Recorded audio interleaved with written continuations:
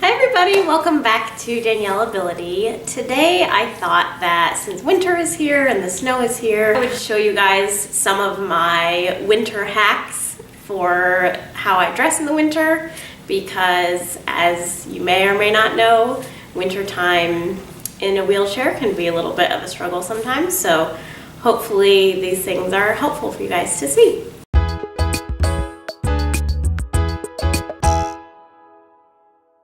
I have 3 winter jackets that I use depending on the occasion and how cold it is outside and that kind of thing.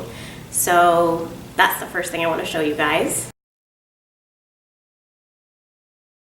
This is my first winter jacket. It's more of a peacoat style and it just has buttons up the front, which makes it really easy to get on and off.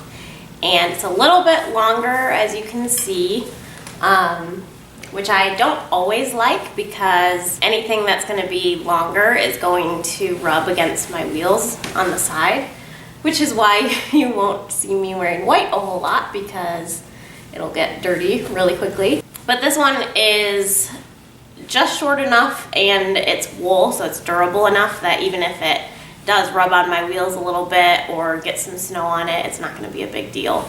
And I've always loved a peacoat style. I just think it's really classy. So even though it may get a little bit more beat up than another kind of coat, I still really like it. So this is my other winter coat. It's also my favorite. It's the one I wear the most frequently. It's leather. It's really cozy. There's a really nice lining in it, so that makes it even more cozy. And it's nice and short because it's a bomber jacket style, so there's no fear of it rubbing on my wheels or anything like that. The sleeves are nice and long, which I always struggle to find things with long enough sleeves because I have really long arms. So it kind of fits all of the qualifications that I look for.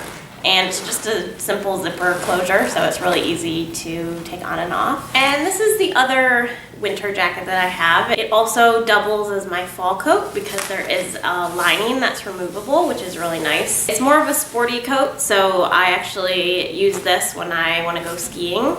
There's a adaptive skiing program pretty close to where I live, so I do adaptive skiing. So this is what I wear when I go there because it has that extra amount of warmth to it. And again, it's short, so it's not gonna rub on my wheels or get in my way or anything, and it just zips up. So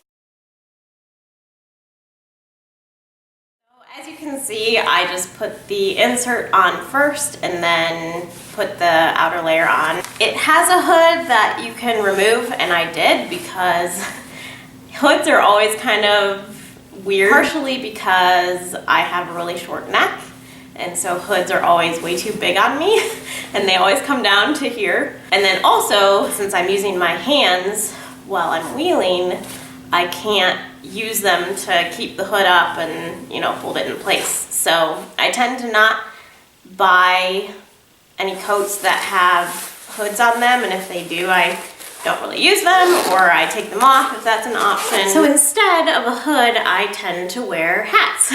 I wear hats a lot, whether it's your basic like winter hat that, you know, you can just slip on and it's super cute. I love the little poof at the top, it's super cute. Or, you know, your typical beanie, or, you know, cozy little hat. So it just kind of depends, but that's what I wear instead of wearing a hood. Shoes. What do I wear for shoes in the winter? I look for boots that are easy to take on and off, whether that's a full-length boot or something more like this, which is more of a combat boot. It laces up, so you can totally unlace it to then get your foot inside. It has a nice big opening for that. So these are the kinds of boots that I tend to wear in the winter.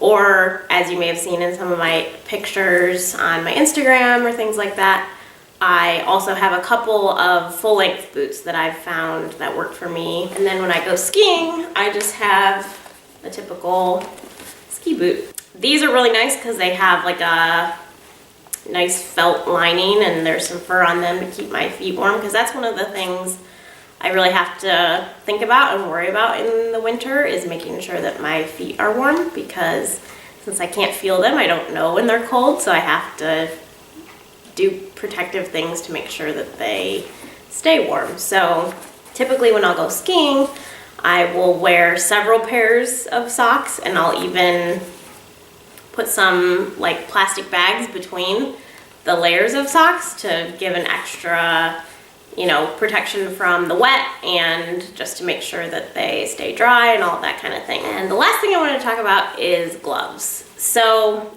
these gloves are a little bit better than your average gloves. They have like a plastic little dots on them to help with traction, and they're leather, so they're pretty water resistant. But in general, I honestly don't wear gloves a whole lot because they slip on my wheels.